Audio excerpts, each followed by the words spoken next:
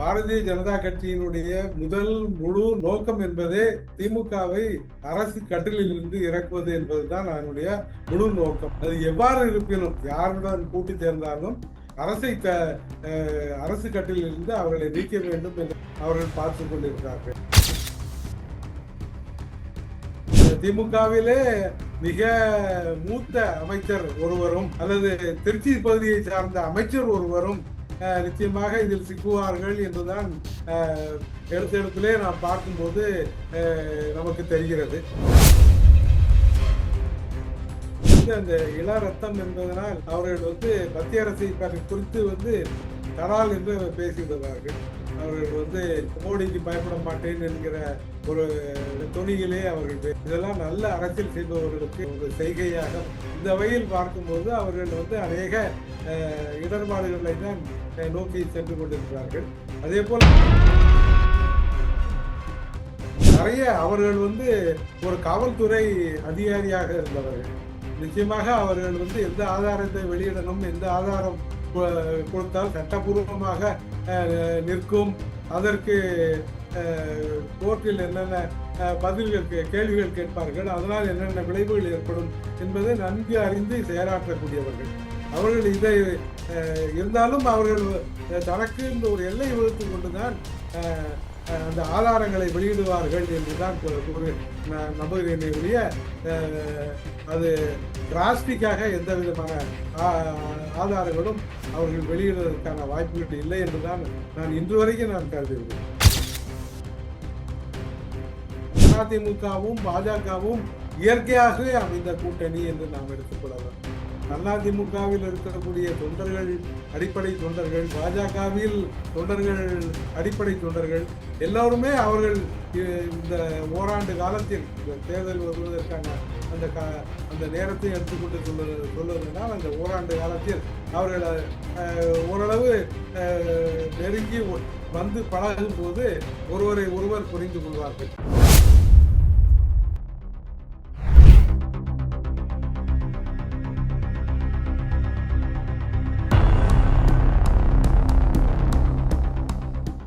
Real one நேயர்களுக்கு வணக்கம். இன்று நம்மளுடைய நேர்காணலுக்கு அரசியல் விமர்சகர் திரு குஹன் அவர்கள் இணைஞ்சிருக்காங்க. சார் வணக்கம். வணக்கம். எப்படி சார் இருக்கீங்க? நல்லா.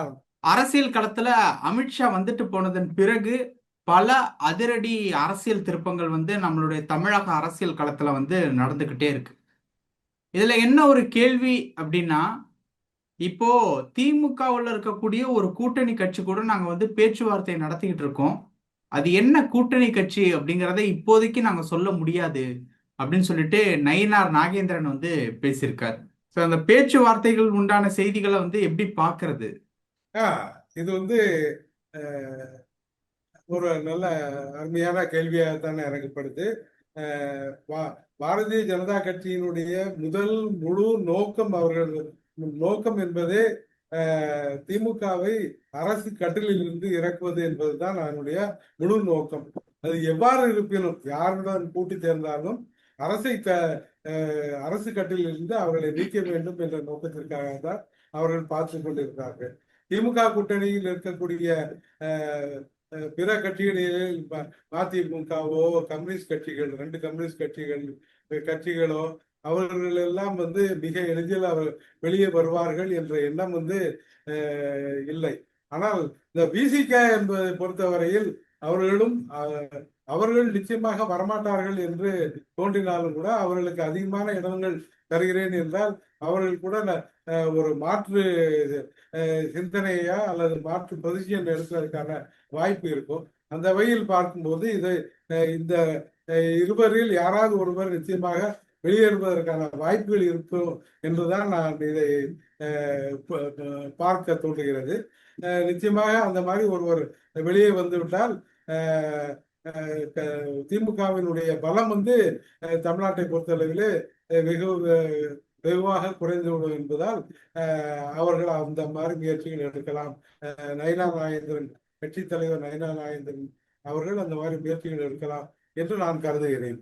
நயினார் நாகேந்திரன் அவர்களுடைய அந்த முயற்சி கண்டிப்பா திமுகவிற்கு ஒரு பேரிடியா இறங்கும் அப்படிங்கிறத எடுத்துக்கலாமா? நிச்சயமா அது அவர்களுக்கு ஒரு பேரிடி என்பதை விட அவர்களுக்கு ஒரு இழப்பாகத்தான் இருக்கும் அப்படிங்கிறது தான் நான் அப்படிதான் நம்ம எடுத்துக்கணுமே ஒழிய அது பேரிடியா அவர்கள் பார்க்க மாட்டார்கள். ஏனென்றால் அவர்கள் பல ஆண்டுகளாக அரசியல் அனுபவம் பெற்றவர்கள். அஹ், ஒருவாறு குயுக்தியாக வியூகம் வகுக்க தெரிந்தவர்கள். எனவே இதற்கெல்லாம் அவர்கள் பனங்காட்டு நரி சலசலப்புக்கு அஞ்சாது என்ற சொலவடைக்கு இதுக்கு பாங்காக அவர்கள் இதற்கெல்லாம் அஞ்ச மாட்டார்கள். அதனால் அவர்கள் அவர்கள் போனாலும் அதிகபட்சம் அந்த அவர்களுக்கு கொடுக்கப்பட்ட இப்போ கம்யூனிஸ்ட் கட்சிகள் என்றால் அவர்களுக்கு போன முன்பு கொடுக்கப்பட்ட இடங்கள் 6 என்றுதான் இருக்கும். அதிகமாக இந்த டபுள் டிஜிட் என்று சொல்லுவோம், 10 12 அப்படி 99 வரைக்கும் அந்த மாதிரி டபுள் டிஜிட்ல யாருக்குமே இடம் கொடுத்ததுனால அவர்கள் அதை பெரிய இழப்பாக பேரிடியாக திமுக பார்க்காது. ஆனால் அதே சமயம் இந்த இவர்கள் திமுகவை உதறிவிட்டு பாஜக பக்கம் வரும்போது தமிழகம் எங்கும் உள்ள மக்கள் பாஜகவை ஆதரிப்பதற்கான நிச்சயமான வாய்ப்புகள் நிச்சயமாக தோன்றும். குறிப்பாக பிற்படுத்தப்பட்ட மக்களிடையோ அல்லது தாழ்த்தப்பட்ட மக்களிடையோ அவர்கள் கொண்டு செல்லக்கூடிய அந்த பலன் நிச்சயமாக இருக்கும். அது தமிழகம் ஒட்டுமொத்த தமிழகத்திலையும் அதை வைத்து பார்க்கும்போது ஓரளவு பாஜகவிற்கு அந்த மாதிரி பட்டியலின மக்கள் வருவதற்கான வாய்ப்புகள் அதிகமாக இருக்கிறது என்றுதான் நான் கருதுகிறேன். அப்ப பாஜகவிற்கு 2026 சட்டமன்ற தேர்தல் பெரிய ஒரு இடமா இருக்கும் அப்படிங்கறத தான் சொல்ல வரீங்க இல்லையா? ஆமா, நிச்சயமா 2026 சட்டமன்ற தேர்தல் பாஜக அதிமுக கூட்டணிக்கு மிகப்பெரிய வெற்றியா தான் இருக்கும். ஏனென்றால் திமுகவில் நிலவக்கூடிய அந்த ஆன்டி இன்கியூபன்சி ஃபேக்டர் என்று சொல்வார்களே அந்த இது மற்றபடி பொதுவாக தமிழ் கடவுளர்களை அவர்கள் போற்றாது இருப்பது அல்லது இந்து கடவுளர்கள் என்று சொல்வதை விட தமிழர்கள் எல்லாரும் இந்துக்கள் என்று நம்ம பாகம் பிரித்து பார்க்க முடியாவிட்டாலும் கூட தமிழர்களிடம் இந்து சார்ந்து தமிழர்கள் அநேகர் இருக்கிறார்கள் என்பதனால் அவர்கள் எல்லாம் இப்பொழுது ஒருமுறைப்படுத்தப்பட்டு விட்டார்கள். அவர்கள் எல்லாம் இப்பொழுது ஒரே ஒரு கூட்டணியில் வர வேண்டும் என்று வர ஆரம்பிக்கிறார்கள். எனவே அவர்கள் எல்லாம் ஒன்று சேரும் பொழுது அது நிச்சயமாக பாஜகவிற்கு ஒரு பெரிய ஒரு ஏந்தலாகத்தான் அமையும் என்றுதான் நான் கருதுகிறேன். அண்ணாமலை அவர்கள் தொடர்ச்சியா திமுகவை குறித்து பல ரகசிய ஆதாரங்கள் வெளியிட்டு இருக்காங்க. இப்ப சமீபத்துல கூட அமித்ஷா அவர்களை சந்திச்சு மதுரையில சில பல மீட்டிங் எல்லாம் போயிட்டு இருந்தது. அடுத்து அந்த அண்ணாமலையினுடைய வலையில சிக்க போற திமுக பிரமுகர்னா யார சொல்லலாம்? இது தனிப்பட்ட முறையில சொல்லாட்டாலும் கூட அநேக காரண காரியங்களை வைத்து இருக்கும்போது திமுகவிலே மிக மூத்த அமைச்சர் ஒருவரும் அல்லது திருச்சி பகுதியை சார்ந்த அமைச்சர் ஒருவரும் நிச்சயமாக இதில் சிக்குவார்கள் என்றுதான் எடுத்தெடுப்பிலே நாம் பார்க்கும்போது நமக்கு தெரிகிறது.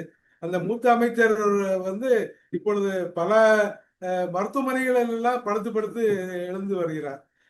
முன்கூட்டியே இருக்க வேண்டும் என்று எழுந்து வருகிறார். அவ்வாறு பார்க்கும்போது அண்ணாமலை அவர்கள் சொல்லக்கூடிய கருத்துகளினால் மத்திய அரசு ஏதாவது ஒரு இவர்கள் மீது நடவடிக்கை எடுத்து விட்டால் இவர்களுக்கு தங்கள் வாழ்வு பாதிக்கப்பட்டுவிடும், தங்கள் புகழ் கெட்டுவிடும் என்ற பயம் அவர்களுக்கு அதிகமாக இருக்கிறது. அதனால்தான் அவர்கள் டெல்லிக்கு சென்று அவர்கள் பாஜக காலில் விழலாம் என்று கூட அவர்கள் பல முயற்சிகளை எடுத்தார்கள். ஆனால் அதற்கு அவர்கள் துணை போகவில்லை.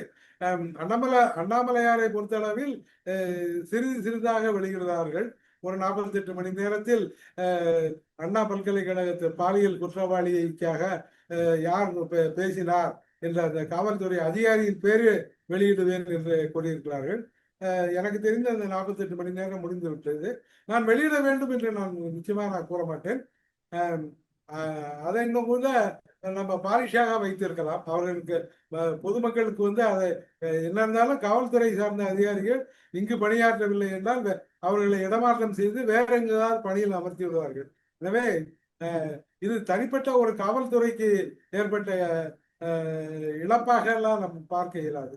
எனவே அந்த மாதிரி அவர்கள் வந்து கருத்து கூறாமல் இந்த ஈடிக்கு சார்ந்து அதுக்கு என்ன ஆவணங்கள் இருக்கிறதோ அல்லது அதற்கான சாட்சியங்கள் என்ன இருக்கிறதோ இவர்கள் வைத்திருந்தால் அதை எடுத்துக் கொடுப்பதுதான் நிச்சயமாக நலம் பயக்கும் என்று நான் நம்புகிறேன். உதயநிதி அவர்கள் எந்த வகையில சிற்பதற்குண்டான வாய்ப்புகள் இருக்கு சார்? 2 வகையில வந்து அவர்கள் வந்து பொதுவா வந்து அந்த இள ரத்தம் என்பதனால் அவர்கள் வந்து மத்திய அரசை குறித்து வந்து தடால் என்று பேசிவிடுகிறார்கள். அவர்கள் வந்து மோடிக்கு பயப்பட மாட்டேன் என்கிற ஒரு தொனியிலே அவர்கள் பேசிவிடுகிறார்கள். இதெல்லாம் நல்ல அரசியல் செய்பவர்களுக்கு உள்ள ஒரு செய்கையாக பார்க்கப்பட மாட்டாது. இந்த வகையில் பார்க்கும்போது அவர்கள் வந்து அநேக இடர்பாடுகளை தான் நோக்கி சென்று கொண்டிருக்கிறார்கள். அதே போல் அவர்கள் சில அவர்கள் சம்பந்தப்பட்ட துறைகளில் ஏற்படக்கூடிய சில பிரச்சனைகள் அல்லது அவர்கள் சம்பந்தப்பட்ட சினிமா தயாரிப்பு போன்ற துறைகளில் ஏற்படக்கூடிய சில இடர்பாடுகள் அல்லது சில சட்டம் மீறிய செயல்கள் அவைகளெல்லாம் வெளியே கொண்டு வரும்போது இவருக்கு ஓரளவு பாதிப்பு இருக்கும் என்று நான் கருதுகிறேன். இது வந்து டெல்லி துணை முதலமைச்சருக்கு ஏற்பட்ட பாதிப்பு போன்று இவர்களுக்கு அவ்வளவு வராது என்றுதான் கருத வேண்டும். அந்த மாதிரி இல்லாவிட்டாலும் கூட இவர்களுக்கு வந்து ஏதாவது ஒரு நீதிமன்றத்தில் போய் நிற்க வேண்டிய ஒரு நிலைக்கு தள்ளப்படுவாரோ என்று அச்சம்தான் எனக்கு இருக்கிறது ஒழிய மற்றபடி வேறெந்த அவரை பொறுத்த அளவில் வேறெந்த பெரிய இதுவும் ஏற்படாது என்றுதான் இன்றைக்கு நான் கருதுகிறேன். ஓகே சார், இப்படி இருக்கக்கூடிய ஒரு சுச்சுவேஷன்ல அண்ணாமலை கிட்ட ஒரு ரகசிய ஆதாரம் இருக்கு அப்படிங்கறத வந்து ஓரளவுக்கு உண்மை அப்படின்னு எடுத்துக்கலாமா எப்படி சார்? இல்ல அவர்கள் வந்து அவர்கள் வந்து ஒரு காவல்துறை அதிகாரியாக இருந்தவர்கள். நிச்சயமாக அவர்கள் வந்து எந்த ஆதாரத்தை வெளியிடணும், எந்த ஆதாரம் கொடுத்தால் சட்டபூர்வமாக நிற்கும், அதற்கு கோர்ட்டில் என்னென்ன கேள்விகள் கேட்பார்கள், அதனால் என்னென்ன விளைவுகள் ஏற்படும் என்பதை நன்கு அறிந்து செயலாற்றக்கூடியவர்கள். அவர்கள் இதை இருந்தாலும் அவர்கள் தனக்கு ஒரு எல்லை வகுத்து கொண்டுதான் அந்த ஆதாரங்களை வெளியிடுவார்கள் என்றுதான் நம்புகிறேனே ஒழிய அது டிராஸ்டிக்காக எந்த விதமான ஆதாரங்களும் அவர்கள் வெளியிடுவதற்கான வாய்ப்புகள் இல்லை என்றுதான் நான் இன்று வரைக்கும் நான் கருதுகிறேன். ஓகே சார், இப்படி இருக்கக்கூடிய ஒரு சுச்சுவேஷன்ல இப்ப ஏடிஎம்கேவும் பிஜேபியும் கூட்டணியில் இருக்காங்க. அந்த கூட்டணி கடைசி வரைக்கும் நிலைக்குமா அப்படிங்கிறத கொஞ்சம் டவுட்டா தான் இருக்கு அப்படின்னு சொல்லி சபாநாயகர் அப்பாவு வந்து சமீபத்திய ஒரு செய்தியாளர் சந்திப்புல குறிப்பிட்டிருக்காரு. எப்படி சார் இதை பார்க்கறது? நல்லது. அதாவது அந்த இயற்கையாக அமைந்த கூட்டணி என்று கருத்து சொல்வார்கள். நேச்சுரல் அலையன்ஸ் என்ற அதிமுகவும் பாஜகவும் இயற்கையாகவே அமைந்த கூட்டணி என்று நாம் எடுத்துக்கொள்ளலாம்.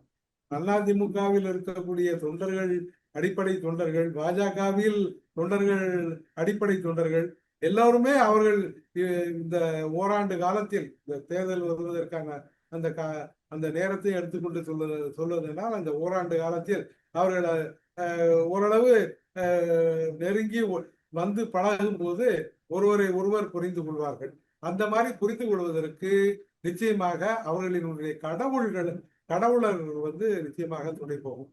அவர்கள் வந்து இந்து மத கடவுளராக இருக்கட்டும் அல்லது தமிழ் கடவுள் முருகனாக இருக்கட்டும், இந்த மாதிரி நாம் அந்த மாதிரி கூட்டங்களை சேர்க்கும் போது பாஜக உறுப்பினர்களும் ஆகட்டும் அல்லது அதிமுக உறுப்பினர்களாகட்டும் அவர்கள் இணைந்து பங்காற்றுவதற்கு வாய்ப்புகள் அதிகமாக கிடைக்கும். அதே போல பெண்களை பொறுத்த அளவில் பாஜகவில் வந்து பெண் தொண்டர்கள் வந்து இணைவதற்கு வாய்ப்பு இல்லாமல் இருந்தது. அதிமுகவில் இருக்கக்கூடிய பெண் பிரபலங்கள் அவர்கள் வந்து வெளியே வந்து இந்த கூட்டணியை பற்றி பேசும் பொழுது அல்லது திமுகவை எதற்காக அகற்ற வேண்டும் அல்லது திமுக ஒரு தீய சக்தி என்ற கருத்து கொண்டு அவர்கள் சொற்பொழிவு ஆற்றும் போது அல்லது உரையாற்றும் போது கொஞ்சம் கொஞ்சமாக மகளிர் கூட, பொதுவாக இருக்கக்கூடிய மகளிர்கள் கூட பாஜகவிற்கு வருவதற்கான வாய்ப்புகள் மிக அதிகமாகத்தான் எனக்கு படுகிறது. இப்பொழுது வச்சு பார்க்கும்போது பொதுவாகவே பாஜகவில் மகளிர் என்பது ரொம்ப கையில் விரல் விட்டு எண்ணி விடலாம். அந்த அளவுக்கு தான், மிக குறைந்த அளவில் தான் அவர்களுடைய எண்ணிக்கை இருக்கு. பெரிய பெரிய தலைவர்கள் இருக்கிறார்கள், இருந்தாலும் தொண்டர்கள் மத்தியில் இல்லை. எனவே தொண்டர்களை ஈர்க்கும் விதமாக இந்த மாதிரி இவர்கள் சில காரியங்களை செய்தார்களே ஆனால் அவர்களுக்கு பெண் தொண்டர்களுக்கு ஏற்படக்கூடிய நோய்களுக்கு, தொற்றா நோய்கள் என்று சொல்வார்களே, blood pressure, thyroid, type 2 diabetes போன்றவற்றிற்கான மருந்துகளை மக்கள் மருந்தகத்திலிருந்து வாங்கி கொள்ளுங்கள் என்று அவர்களை சொல்லி அவர்களுக்கு ஒரு வழிகாட்டுதலாக இருக்கும்போது நிச்சயமாக நிறைய பெண்கள் இணைவார்கள். அதே மாதிரி இந்த கடன் பெண்களுக்கு சுய உதவி குழுக்களில் உள்ள பெண்களுக்கு கடன் தொகையை கோடியில் அறிவித்திருக்கிறார். எனவே அவற்றை பெற்றுக்கொள்வதற்கும் நீங்கள் வாருங்கள் என்று சொல்லி அதை அதிமுக பெரிதுபடுத்தி அழைக்கும் போது நிச்சயமாக அநேக பெண்கள் முன்னுக்கு வருவார்கள். அந்த வகையில் அநேக பெண்கள் வரும்பொழுது அவர்களுடைய வாக்கு நிச்சயமாக பாரதிய ஜனதா கட்சி அல்லது அதிமுக கூட்டணிக்கு வருவதற்கான வாய்ப்புகள் அதிகம்.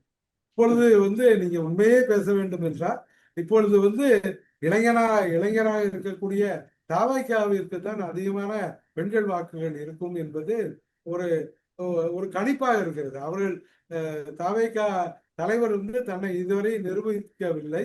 இருந்தாலும் அவர்கள் இவ்வளவு வாக்கு பெறுவார் என்பதை பலவித காரணிகள் மூலமாக தெரிந்து வைத்திருக்கிறார்கள். அந்த வகையில் பார்க்கும்போது அவர்களுக்கு அந்த பெண்களினுடைய ஆதரவு பெரும்பாலும் இருக்கிறது என்று கொள்ளலாம். அதே போல திமுகவிற்கு பெருத்த அளவில் பெண்கள் ஆதரவு உண்டு என்று சொல்லிவிட முடியாது. அதிமுகவிற்கு எந்த அளவு இருக்கிறதோ அதே போன்று திமுகவிலும் ஆதரவு இருக்கும். இவ்வாறாக இந்த மாதிரி நல்ல செயல்களை பற்றியெல்லாம் அவர்களிடம் சொல்லும் பொழுது நிச்சயமாக பெண்கள் சிறிதாக இந்த கூட்டணிக்கு வாக்களிக்கும் போது நிச்சயமாக அது ஒரு மாறுதலை தரும் என்று நான் நம்புகிறேன். பல விஷயங்கள் பகிர்ந்துக்கிட்டீங்க. நேரத்துக்கு ரொம்ப நன்றி. மிக்க நன்றி.